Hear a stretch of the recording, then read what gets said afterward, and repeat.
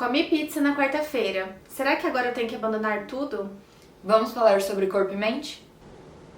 Thales, e aí, esse mito, essa crença, né, limitante, o quanto que aparece pra você na prática, no consultório? Porque pra mim aparece, assim, muito. Muito. E não só essa, né?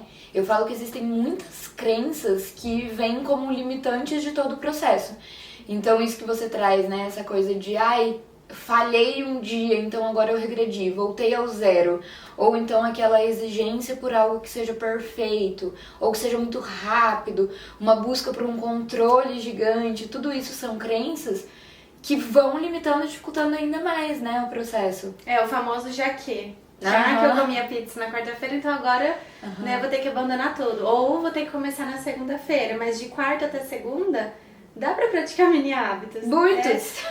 Dá pra conseguir ter uma consciência maior e quebrar esse ciclo de crenças limitantes. E eu falo muito assim, saber reconhecer que é uma crença limitante já é um passo muito importante.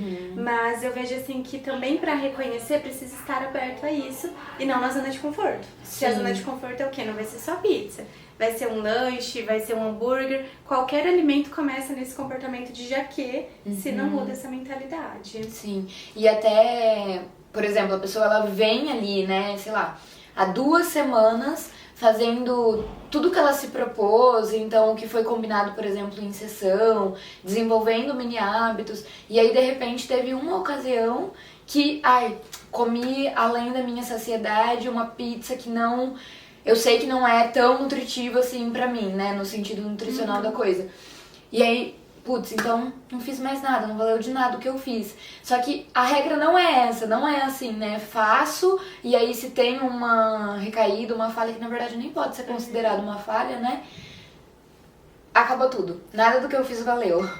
Até porque assim, não dá pra gente comparar um consumo de pizza em questão de volume e saciedade do que uma comida em casa, uma comida caseira. Então a partir do momento que começa a tentar se regular também, não, tem que comer só essa quantidade, porque senão eu estraguei tudo, você já tá tentando controlar algo que você nem tá sentindo no seu corpo. E aí nunca vai ter fim. Sim. Então é realmente aprender sobre essas crenças limitantes e quando foi que apareceu essas falas e quando também que você está sendo influenciada por elas. Sim. Se às vezes é alguém que falou, se viu, né, em redes sociais, então assim, começar a também entender esses gatilhos pra poder trazer essa mudança, porque toda vez que tiver um gatilho, a gente tem que trabalhar com ele, a gente tem que trabalhar essa consciência. Sim. E aí conseguir comer em paz, né? Comer o intuitivo, respeitar os limites do corpo, mas sem colocar ali uma categoria ou um dia, tentar falar, não, é só final de semana. Ou o pior, Thales, dia do lixo, né? Dia do lixo. Deixar pro domingo pra só ficar um dia livre. Eu falo, mas o seu corpo não é um lixo, você não tem que se colocar nessa posição. Então é bem difícil quando eu escuto essa frase. Eu falo, ai, que dor no coração. E a gente escuta muito, né? Me escuta, infelizmente. Sim. E aí eu sempre converso, né, com os meus pacientes. Eu trago a reflexão de, ok, vamos pegar então um dia do lixo, né? Aí tá lá no seu dia do lixo, você vai e come um combo do McDonald's. Sendo que você comeria facilmente, porque o seu corpo tá te pedindo isso, um prato que é da sua rotina, não sei, né? Um arroz, um feijão, salada, legumes, carne. E aí, não, é dia do lixo, então eu tenho que aproveitar, eu tenho que comer um combo do McDonald's. E aí, às vezes, vem uma vontade de comer um lanche na quarta-feira. Mas eu não posso porque é dia do lixo. E aí eu falo, gente, não faz sentido. Essas crenças que vão levando para uma tentativa de controle podiam ser trocadas pela conexão, que seria muito melhor, né? Seria muito mais leve, né? Um respeito, um autocuidado. Mas o quanto que a gente tem que trabalhar essa psicoeducação, comportamento alimentar, para os pacientes terem essa clareza. Porque sozinhos, dificilmente, eles vão conseguir. E eu gosto sempre de trazer meio a linha de pensamento que acontece em determinadas situações. Então, por exemplo, vou pegar o exemplo do dia do lixo, né? Se eu como uma comida lixo sem ser no dia do lixo, então eu engordo mais. Ou, então eu falhei. E aí olhar pra se eu faço isso, então aquilo acontece. Olhar o que tá acontecendo ali nessa mentalidade, essas crenças mesmo, porque às vezes a pessoa nem se dá conta desses pensamentos que vêm, né, em determinadas situações. E é importante que ela perceba, porque muitas vezes só de falar, ela fala, nossa, Mas não faz sentido, né?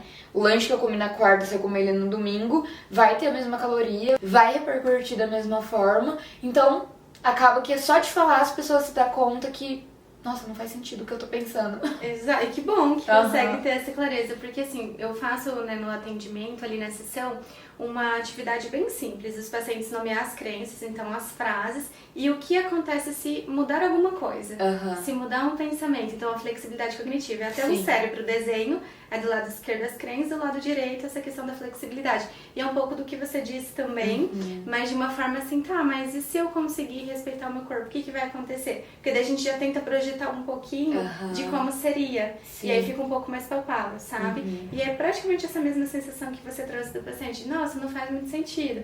E aí o paciente começa a falar, realmente, se eu continuar aqui no lado esquerdo do cérebro, não faz muito sentido. E aí o próximo passo é o que fazer para chegar nessa flexibilidade.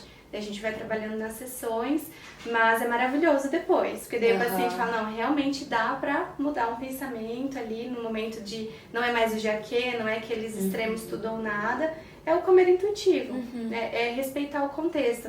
Até aconteceu, Thales, essa semana um paciente, a gente está trabalhando muito a flexibilidade dele também tentar sair um pouquinho da rotina, né? Porque às vezes ele recusava um convite.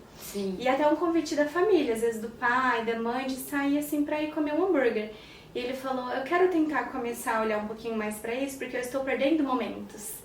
E aí quando se deu essa conta de perder momentos por conta da comida e de ter um dia específico, porque ele esperava sempre o sábado. Então todo sábado ele pedia o mesmo lugar ali, o mesmo alimento, e reproduzia um padrão de comportamento. Então foi muito especial deles colocar nessa posição, não, eu quero tentar. Aí o próximo passo vai ser na prática, eu vou descobrir na próxima sessão como é que foi.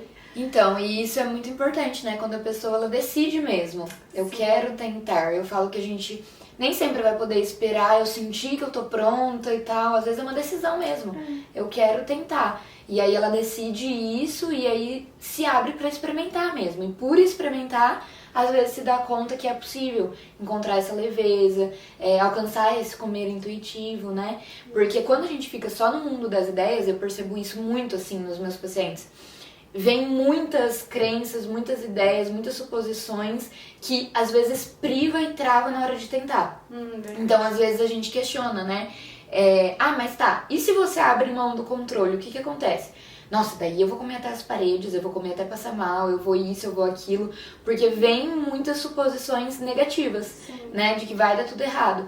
Então, a gente começa com essa psicoeducação até que a pessoa fala, não, tá, pode ser, tô pronta pra tentar. E daí, na hora que tenta, vivencia mesmo que é diferente, né, que nem tudo que pensou realmente acontece. Porque senão vai se colocar naquela posição de novo, né? De tudo ou nada. Ou eu tenho que ter um controle, ou se eu não tiver controle, como vai ser? Eu vou chutar o balde? Na verdade, não. A gente consegue trabalhar esse equilíbrio aos poucos, mas tem que ter o desejo, né? Tomar a atitude de querer mudar isso. Porque senão essas crenças vão continuar acontecendo. E eu falo que pra que a pessoa desperte esse desejo de tentar, ela precisa entender. Nem tudo que você pensa é verdade. Então, às vezes, você tá aí pensando que vai dar tudo errado, com um monte de medo, mas nem todos os seus medos, eles vão se tornar reais na hora que você se propor a tentar, né? E, às vezes, na tentativa, você surpreende.